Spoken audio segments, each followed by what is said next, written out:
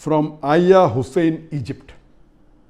Many Christians allege that Shaikh Ahmed Deedat got a disease that affected his tongue because he lied about the gospel. Such allegations make me really upset. Kindly advise how to respond to such claim. To tell you that Shaikh Deedat, it is wrong to say disease affecting the tongue. Shaikh Deedat, may Allah grant him Jannah, Rahimullah, may Allah have mercy on him. He had a stroke in 1996 and he was paralyzed from below the face downwards. He was paralyzed, he could not move. To say that Allah gave this as a punishment because he spoke against the gospel or he lied against the gospel is not true. And as I mentioned in my earlier answer, that any calamity or any disease, it may either be a punishment or it may be a test. How do you realize that whether any calamity is a test or a punishment? If the person is on the straight path, then that calamity is a test. And Allah wants to test that servant of his, that if I increase the calamity, will the person yet have faith in me or not? And if the person, even after a calamity befalls him or her, yet the faith is strong, then Allah subhanahu wa ta'ala gives a higher reward and Allah will grant him a higher status in Jannah. So Allah tests his servant. That's the reason our beloved Prophet ﷺ said, the maximum difficulties amongst the human beings are put on the Ambiyas, on the prophets, on the messengers of Allah, because they have the highest caliber. So compared to the other human beings, all the Ambiyas, and Allah subhanahu wa ta'ala has sent 124,000 prophets on the face of the earth. All these prophets were tested much more than a normal human being. That means they will get a much higher status in Jannah than the other human beings. If it's a punishment, then it is for those people who have committed a sin. So if a person has sinned and has gone against the commandment of Allah subhanahu wa ta'ala, that calamity is a punishment. And you come to know that in the punishment the person suffers.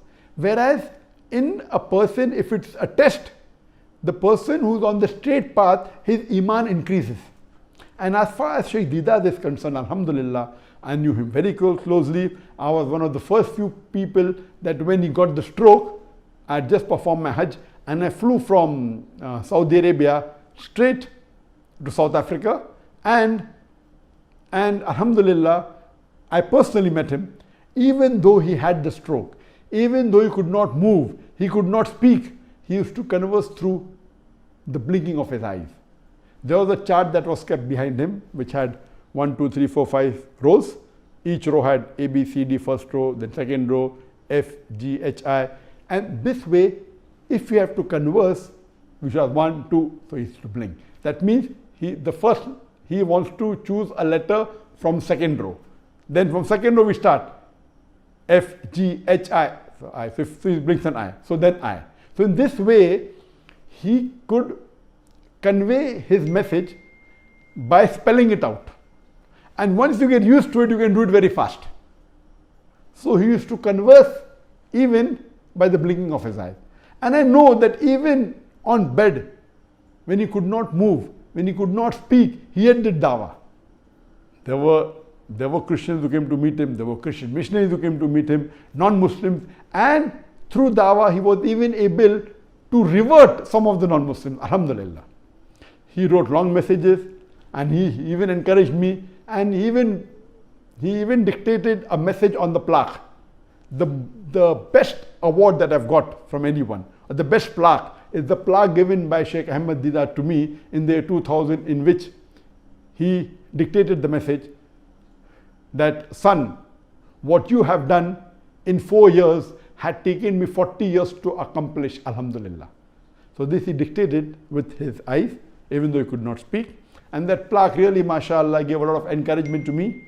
And if there is a person who is responsible, who is a catalyst for me to change from a doctor of a body to a doctor of a soul, it is Shaikh Ahmed Deedat. And inshallah, even he will get all the sawab, that whatever little bit I've done in the field of dawah, may he get the sawab without reducing my sawab. So alhamdulillah, Shaikh Ahmed Deedat was for 9.5 years on the bed. He could not move, but yet you could see his passion. You could see his striving for dawah. So according to me, if you see the striving, you see the passion, there was no remorse in him that what he did was wrong. He continued his dawah. This means Allah subhanahu wa ta'ala, according to me, wanted to give a higher status to Shaikh Deedat. He got the stroke in 1996 at age when he was 78 years old, and he was in bed for 9 years. Allah tested him, and I believe Shaikh Deedat, alhamdulillah, passed the test with flying colors, and inshallah Allah will reward him a higher status. And that reminds me that many people tell me, oh, Dr. Zakir, because he's doing dawah, he's been harassed and he's been attacked by the enemies. Believe me, I did hijrah.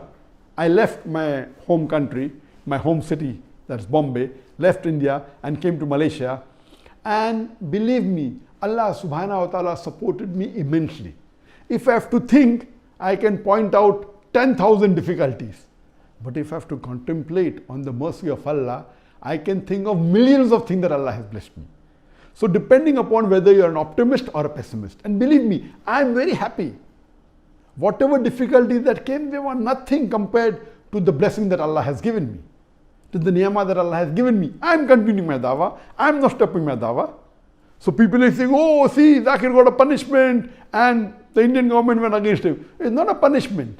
It is makaru makaralo. They, the unbelievers, they plotted and planned. Allah to plan. Allah is the best of planner. This BJP government, the Indian government, they planned against the Muslims and they did it. And one of the planning was to remove me out of the country so that, because of the popularity, so that they could continue the injustice on the Muslims. But alhamdulillah, Allah gave me a better country, and mashallah, my dawah has increased. It hasn't stopped. I'm continuing. So these are tests, and I pray to Allah subhanahu wa ta'ala, may He accept my effort and may He give me a higher status in Jannah.